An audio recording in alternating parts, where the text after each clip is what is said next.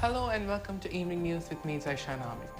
In tonight's top stories, President Abdullah Yameen says that the evaluation process of the government's home ownership program will be changed to give priority to people with disabilities starting today.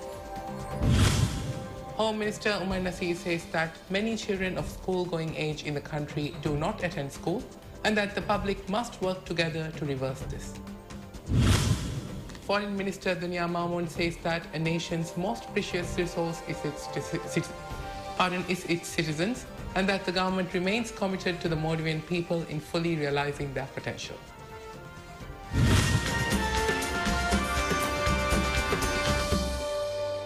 President Abdullah Yameen says that the evaluation process of the government's home ownership program will be changed to give priority to people with disabilities starting today.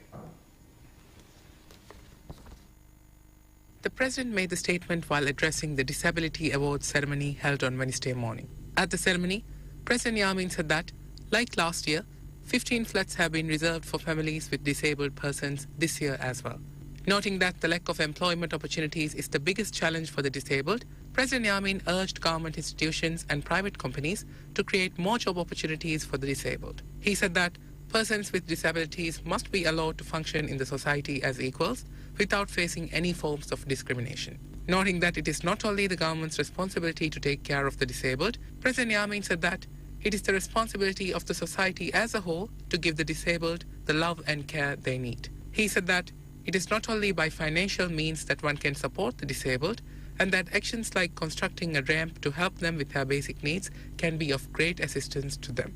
Noting that there are highly skilled and talented individuals among the disabled, President Yameen said that it is not impossible for such individuals to reach the top in various fields of the country. 15 individuals won the Disability Awards this year.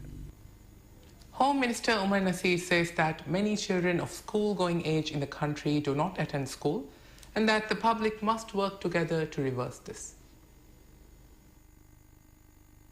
Speaking at Ahmadiyya School's Prize Day 2013 ceremony held on Tuesday night, Home Minister Umar Nasir said that every child of school-going age must be guaranteed their right to education and that it is the government's policy to ensure the delivery of this right. He said that it is the entire society's responsibility to provide education to such children. Umar said that there are some parents who do not send their children to school and that they do not have any right to deprive their children of the right to education.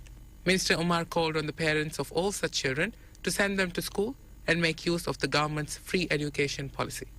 Umar said that students must learn to have confidence in their abilities and stand firmly for what they believe, and that it is crucial that they learn the right discipline and acquire many skills and talents. He said that students with low self-esteem will face various difficulties later on in life. At the ceremony, certificates and prizes were awarded to students for their outstanding achievements in the Cambridge GC O-Level and Edexcel GC A-Level examinations held last year. While 29 Ahmadiyyan students were selected among the national top 10 in the O-Level examinations last year, 7 Ahmadiyyan students attained top 10 positions in the A-Level exams of 2013. The ceremony was attended by a large number of MPs. Foreign Minister Dunya Mamoon says that a nation's most precious resource is its citizens, and that the government remains committed to the Maldivian people in fully realizing their potential. Addressing the 29th special session on the Programme of Action of the International Conference on Population and Development, Minister Dunya pledged to fully commit to the further implementation of the ICPD Programme of Action beyond 2014. Noting that a nation's most precious resource is its citizens, Dunya said that the government remains committed to the Maldivian people in fully realizing their potential. In her speech, Dunya said that, although the Maldives ranked among the world's 20 poorest countries in the 80s, today it is a middle-income country and the third country to graduate from the UN list of least developed countries with a GDP per capita of over $6,000 in 2013. Minister Dunya noted that, despite the achievements, many challenges remained. She noted equal income distribution and women's empowerment as emerging and persistent challenges. The minister also noted that catering to the youth of the nation is a major policy priority of the government and said that with the aim to limit drug use and crimes, the government has already embarked on projects such as building a youth city, which is set to become a major hub for employment and innovation. During the statement, Mr. Dunya further noted that the Maldives has a track record of formulating policies based on statistical evidence and gave information that during the week, a new national census was launched countrywide, despite a lapse of 8 years since the last census was held in 2006. The special session was held during the 69th session of the United Nations General Assembly at the UN headquarters in New York. We'll be back after a short break. Please stay tuned with us for more.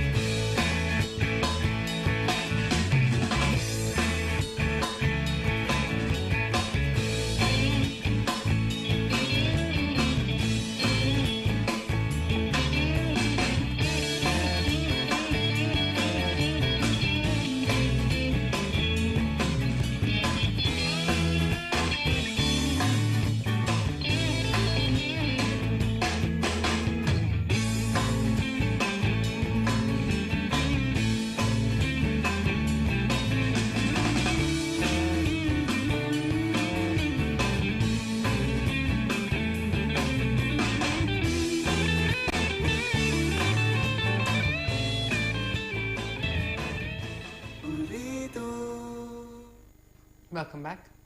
The election of Maldives Media Council MMC has been postponed to 20th November 2014. According to Home Minister Omar Nasir, the election was postponed to November to allow it to be held in a free and fair manner, and that 35 forms with invalid signatures were submitted for voters' registration. Mr. Omar said that while 127 candidates had applied to register for voting, 35 forms had invalid signatures, and that 6 forms had been submitted under the same name. He noted that all media outlets and publishers must be brought under the law. He said that the opportunity for all newspapers and magazine publishers to re-register was open not to complicate things for any party, and that those who do not re-register before 30th October will be omitted. State Trading Organization STO says that opening pharmacies in small islands will not affect the company's trade. Speaking on DhiTV's Khabar Terrain talk show last night, STO's Managing Director Adam Azim said that the company will not face overall losses due to its ongoing project to open pharmacies in all islands of the country. Azim said that although losses may be faced in small islands, profits received from larger islands will outweigh the losses. He said that by the time the project is completed by the end of next year, pharmacies will be located in all islands. He said that the biggest challenge to the project is the lack of human resources, and that due to the lack of trained pharmacists in all islands, the work is now being done by STO employees in association with health sector officials. Azim noted that the issue will be solved once the company's project to train 1,000 pharmacists is completed. State Trading Organization STO says that the city hotel being built by the company in Hulumale will be completed by mid-2015. Speaking on DhiTV's Khabar Terrain talk show last night, STO's Managing Director Adam Azim said that the 5-star city hotel being constructed in Hulumale is fast reaching completion. In 2008, STO made an agreement with America's Carlson Company to run the 500-bed hotel. However, due to delays in receiving funds, construction began 4 years later in 2012. STO had even obtained a loan worth $32 million from a Thai company to carry out the project.